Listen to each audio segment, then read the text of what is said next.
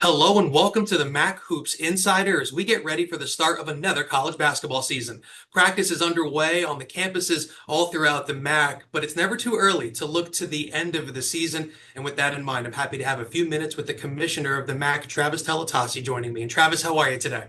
I'm doing well, Eddie. Thanks for taking a few minutes to talk a little bit of basketball today.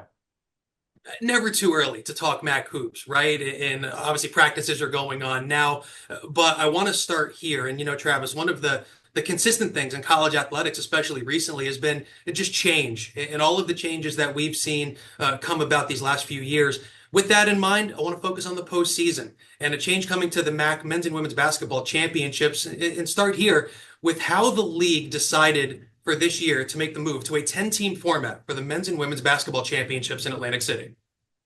Yeah, when we added Merrimack and Sacred Heart to the conference last October, we immediately began looking at schedule compositions and tournament formats for all of our sports. And big decisions like these obviously aren't made in a vacuum.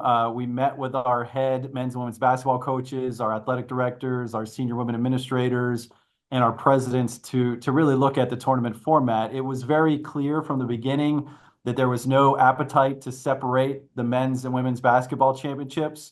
One of the things that was really important to me, and I've said this in the past, that we had to eliminate playing 6 games in a day. Starting games at 10:30 in the morning and ending them after or 1 a.m. on the same day is not a good experience for the coaches, the student athletes, or the fans. All games now will have 2 hours and 30 minutes between them, which is the right amount of time which should be allotted.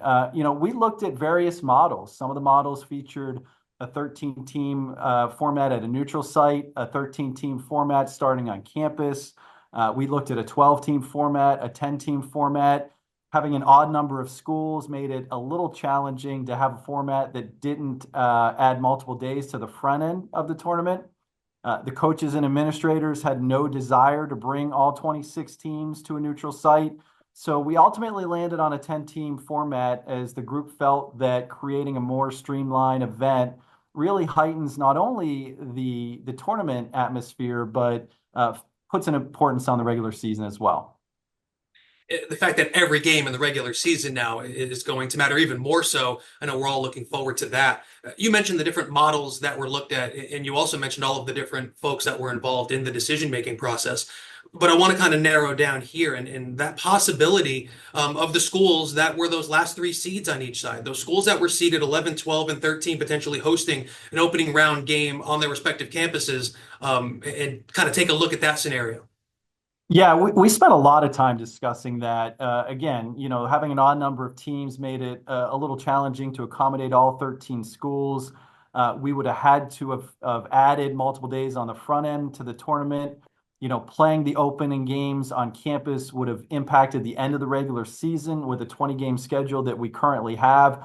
Our season ends on Saturday, so we would have needed to move games that week so that the opening round games on campus would have been accommodated, that they could occur on Sunday, and then we would be playing it at a neutral site, in this case in Atlantic City, on a Tuesday. That has a domino effect throughout the whole schedule. So, that was one concern that was brought up. We looked at a 12-team model that the 12, the 11, 10, and 9 would play, as mentioned, on Sunday, and then the winners would play the 8, 7 on Tuesday in Atlantic City.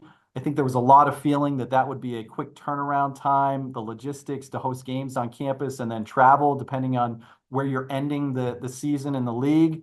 There was also concern, depending on your campus calendar, of were students going to be on spring break at that time. And I think there was a little fear that that could hurt attendance. And then ultimately, would fans attend those opening around games of the lower seeded teams in the league? So again, had a lot of discussions. We came to the conclusion that the hurdles we'd need to jump through to accommodate the bottom of the league is not where we should be spending our time and energy. We really should be focusing on spotlighting the teams at the top. So that's how we ended up going all to a neutral site and not starting on campus. Like you mentioned as well with one of your earlier answers, it makes those last few regular season games so much more important. So while, like you said, the schedule won't get backed up, the importance of games gets backed up, right? And the end of the regular season now, so important. You mentioned the 20 game schedule, but within that 20 game schedule now, with the number of teams in the league, all schools won't play each other twice. So with only 10 teams making the tournament, and you mentioned all the ongoing discussions, but with only 10 teams heading down to Atlantic City, was it discussed that some schools could potentially have harder schedules than others? It's one of the things that we probably wrestled with the most, knowing that we would have an unbalanced schedule. With 20 games and 13 teams, schools will not play four opponents twice. So, the more that we talk through this, however, I think there was a feeling amongst the group that there's no way to predict where the schools will be in the standings from year to year with the changing landscape and obviously the transfer portal the way it is. We have entire rosters turning over at this point. So while it was a concern and we talked about it at length, at the end of the day, it was decided that we'll stick with the 20 game schedule and that performance in the regular season matters every night, no matter the opponent. And again, it's the unbalanced schedule is just something that we'll live with. We know it's not going to be perfect as we go through this process, but that's where we landed at the end of the day. I think I speak for everyone who's attended every MAAC tournament down in Atlantic City since it made the move, and just how tremendous it's been as a venue, the fans that travel down. It really is remarkable. But let's not stop here. Let's even look further ahead. And in your opinion, and I know the conversations are ongoing, plans never stop. But what's next? What's the future hold for the MAAC tournament? Yeah, I mean, through this whole process, as we evaluated both the men's and women's tournament, our number one goal was to elevate the visibility of the MAAC Basketball Championship. And I've mentioned this before that I felt the MAAC, it was really getting lost among the Power Four, the Big East, and other conferences playing their championship games on that last Saturday of championship week, which is really just hours before Selection Sunday.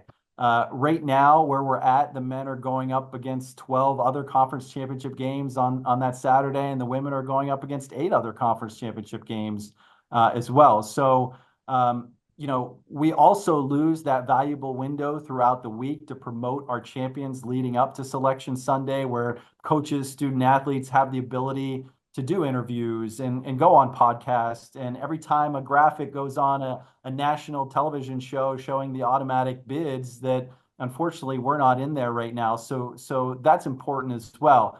There are a lot of dominoes that need to fall in order to change the current situation. It won't happen for 2025, but there's been a lot of work done behind the scenes over the past year in this area, and really working to ensure we get that visibility back that I think we lost. So stay tuned on that. I think we'll have more to share here shortly. But again, we want to make sure that our championship is in the best possible place it can be. So stay tuned.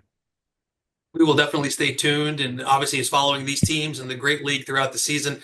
Travis, I really appreciate a few minutes as we get ready for the start of just another tremendous season. Thanks for taking the time. Thank you, Eddie, and look forward to seeing you at our tip-off event next week in Atlantic City. We'll all be down there, down in Atlantic City, and thanks for checking out another edition of MAAC Hoops Insider.